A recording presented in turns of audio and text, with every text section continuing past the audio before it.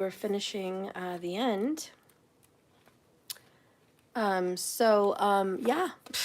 And just so you guys know, it's my daughter's birthday today, Mariah. She's 17. So I'm going to go for a little while today, but I will be back to do the 22s. But that's what's going on. If you guys want to wish her a happy birthday, you can. You can do that through Cash App or my donation, or you could just say in comments, "Happy birthday, Mariah." Whatever. Most of you guys who've been following me for a long time know who she is and know she's done a lot of videos with me. But some of you guys are new, and so that's okay. You probably are not familiar. But yeah, so happy birthday to her. All right, so let's see what's going on. We were trying to read this particular oracle. We found out that this hair pulled back in both of them represent a beautiful femininity and restriction. Okay, so being the hair pulled back is like, I'm not wild. I'm not a wild queen of wands anymore.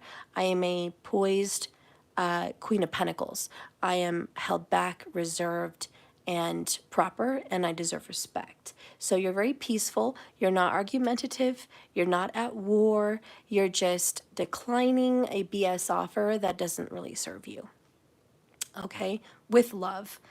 So you're resisting just bad behavior. It's like, I'm not resisting the person because I love this person, but I am resisting their bad behavior. Does that make sense? I'm sure it does, but so anyways, we witness her beauty, and all her struggle melts into grace. Upon this grateful sigh, her heart softens into protection and radiates peace. Her presence transforms frustration into inspiration, fatigue into replenishment, and overactivity into effortlessness attraction. She is the golden pathway of divine manifestation and peaceful contentment.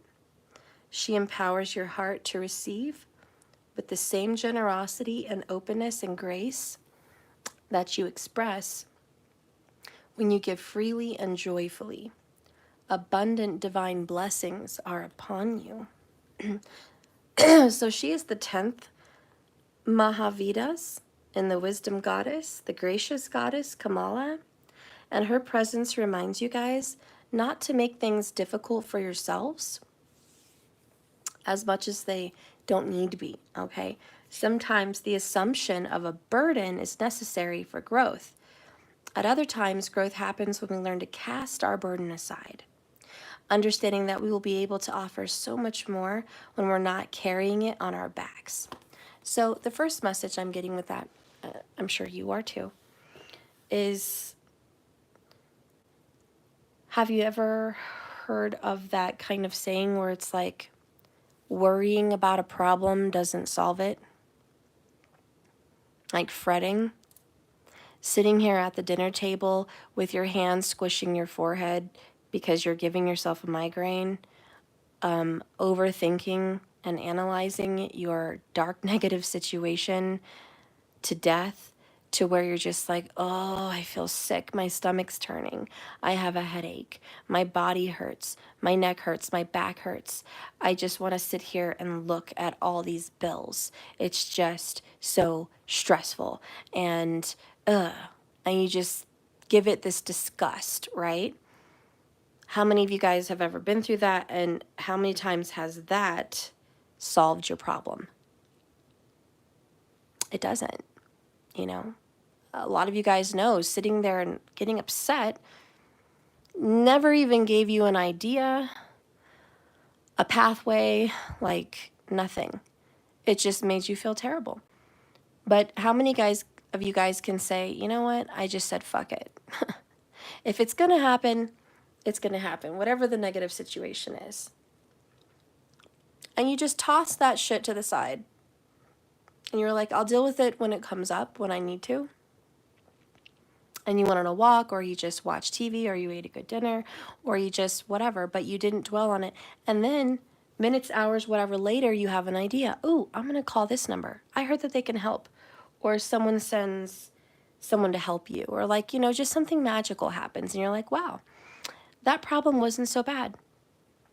I was actually able to solve that problem, you know, and it didn't require much stress. So I think that's where you guys are at. You're not going to stress this person and their BS. I do kind of get the feeling that this person is a stress ball. Not in a good way, like you're, you know, I just mean I think they're full of stress. I think this person is stressed out and pessimistic in some sense, and you're just like not interested, not subscribing to that. So anyways, I think that's what's changed. And I think that that's a really good resolution. We'll get a couple more oracles as I take off. We have discovery. So you're finally discovering what you need to do, who they are, and what the situation is all about. You have watching you. So you're observing them. You're looking at their behaviors. You're realizing they've tried to manipulate you. You never wanted to think of them in that way, but lately you're just like, wow, you have some pretty sneaky manipulation tactics, sir or madam. We have the divine masculine here. So you're like, aha, you tried to pull one over on me. Not going to work. They want to have a talk with you, but they're not going to be completely honest. Web of lies. They have some toxic BS that they don't want you to know about. And look at you. You're the divine feminine. Bottom of the deck, you feel like family to them. They might have said, you're supposed to be like family, or you feel like family. I should be able to trust you. And you're like, that's great, but how do you treat your family? Well, I treat my family very good. Do you? No. This person, if they shun their family, honey, believe me, that's why they're shunning you. If they shun you, they've shunned their family. This is just how they treat people. Okay, they show up disrespectfully, argumentative, and a little angry. Bossy, controlling.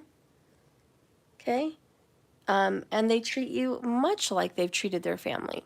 Sometimes it's good, sometimes it's not. And you're like, I can't keep up. When are you in a good mood? When are you in a bad mood? How do I know what mood you're in? Like, even the rest of your own family knows that you are trouble sometimes. Like, you're just difficult. You and their family may be coming together like kind of an intervention. But this person does see you like family, so even if they don't treat their family wonderful, they love their family and they love you, okay? Because you're family. This is true love. And they find pleasure in you and you find pleasure in them. So that's just the truth of it. I'm almost done. Let's get one more oracle to please you guys, since we did have that breakup in communication with 2 videos. Give me one more oracle. Future outcome is a peaceful, happy resolution. And we have the North Star, followed by only love remains. Aww. So they're going to be guided back to you with the North Star. Acceptance. Wow, so we've had 2 acceptance cards. Surrendering and acceptance. Okay, that's what's here. So this is a fixed symbol. It doesn't change. If you've drawn this card, then you're being reminded that not everything can be fixed or changed to suit. We can't control the weather on our wedding day, or we can't change someone's mind once it's made up. They have to want that on their own.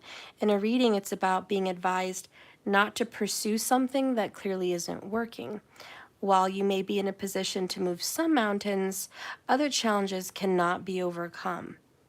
Accepting that not every hurdle can be jumped is a sign of maturity and saves a lot of disappointment.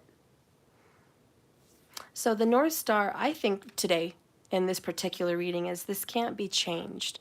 Like, this is your person. And as much as you want to change the face, the energy, and the spirit of your person, you can't. There are some things that can't be changed.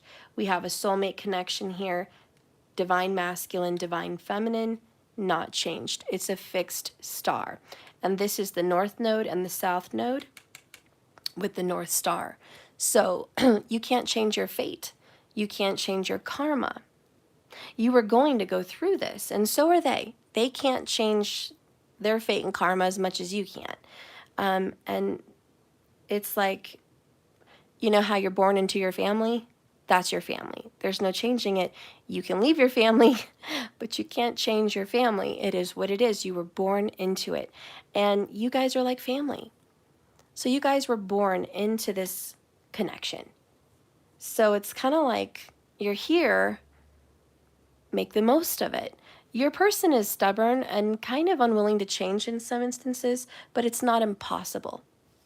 All right? You stay the course. You keep doing what you were here to do. And they're going to probably follow suit. There's going to be a positive outcome. Peaceful resolution. Remember, we got that with Kali. And she's going to turn a negative, difficult situation, which is kind of what they are, into a good one. So this is going to turn around. This is the outcome for the future. Now Sagittarius came through and earth signs came through. If that doesn't resonate with you, then it doesn't. It's not your story. But for who it does, it does. All right? And let them have it. So only love remains. Let's see that one and I'll be done here.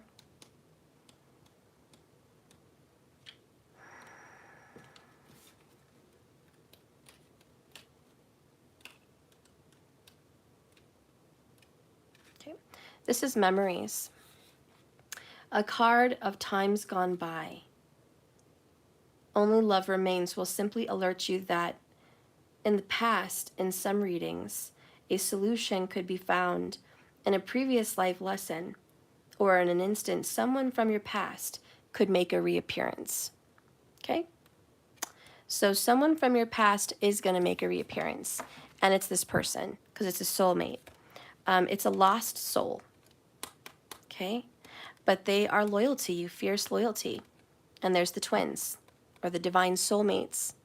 So again, you know, sometimes you just can't change that north and south node karma between you guys. We can't get further into the story right now with this person and you, but take what you can from it. Please watch part 1. Go to my channel on YouTube and click live, and you're going to be able to see the previous videos. But hey, the future outcome is get yourself ready for me. I'm coming. All right? They are showing up. And you know what? That's bravery. That is low chakra. And it is a little low vibe that they're coming the way they're coming, intimate, sexual, and controlling. But nonetheless, they're brave because they're showing up. They're knocking on the door. They're calling your phone, even though you've blocked them or you've, turned your back in some way. This person is brave enough to pursue you, even with your rejection, okay? So here you are rejecting, honey, and they're pursuing. So give them that. Give them some credit for being brave to even just come at you with your rejections. And you're intimidating. You are an intimidating person. 9 of Pentacles and the Tower. You're not playing, so you're a very strong opponent here as far as this conquering. But they love you. And like I said, you're a peaceful warrior. You're not this vicious, cruel.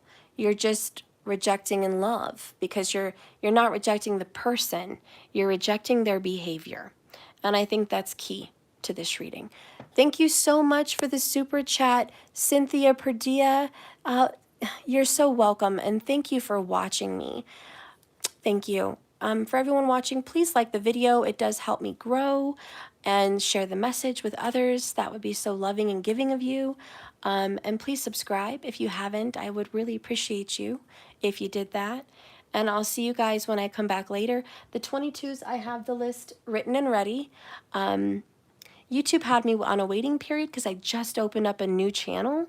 And I guess it kind of had to accredit me or like check something out about me before I could go live. So I was in a kind of a holdback period on my channel because it was like a new channel with my channel. So it kind of got this one a little stuck with it. So I don't know what was up with that.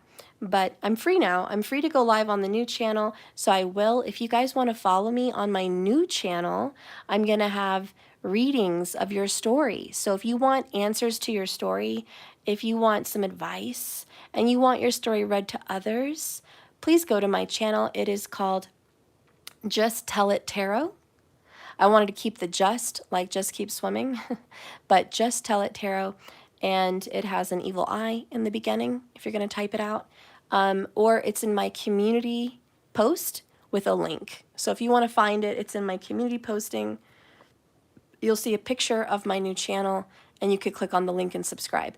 And then the information to contact me with your story is on my new channel. So as long as you tell me your story, just, you know, a couple, you know, paragraphs, maybe one page, nothing super, super long, I'm going to read it out loud on YouTube anonymously. I'm not going to use your real name, and see what other people want to say about advice. So please, when you write me, don't give the name of you or your person.